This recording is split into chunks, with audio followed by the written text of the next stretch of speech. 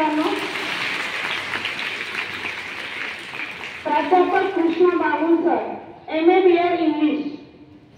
त्या सरांनी तुम्हाला mind power, concentration technique, positive thinking and personality development अशा विविध टेक्निकला हात घालत तुमचा एक अर्धा तास पाऊण तास जवळजवळ तुम्हाला मार्गदर्शन केलेलं आहे.